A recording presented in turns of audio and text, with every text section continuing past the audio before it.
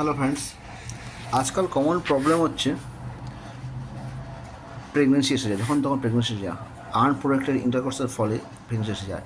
তার জন্য এইটা হচ্ছে মহৌষধ। এর নাম হচ্ছে মেপিজেস্ট কিট। ঠিক আছে, এর দেখতে হয় এরকম।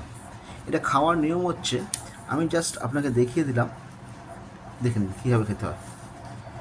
এটা হচ্ছে এটা হচ্ছে ঠিক এই ট্যাবলেটটা, এইটা এটা হচ্ছে এইটা বড়টা, আর ঠিক তলায় দেখুন লিখে রেখেছি 2 নম্বর দুটো, এই দুটো, 3 নম্বর এটা।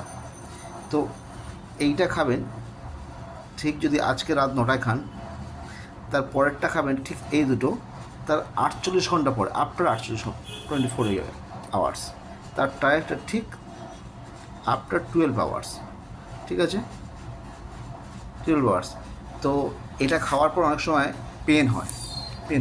তার জন্য আপনারা এই ডটিন ডিএস ট্যাবলেট দিনে 2টো করে খেতে পারেন যদি খুব পেন হয়। এটা কনফার্ম, আপনারা যদি প্রেগনেন্ট কনসিভ করেও যান, এটা কনফার্ম ক্লিয়ার হয়ে যাবে।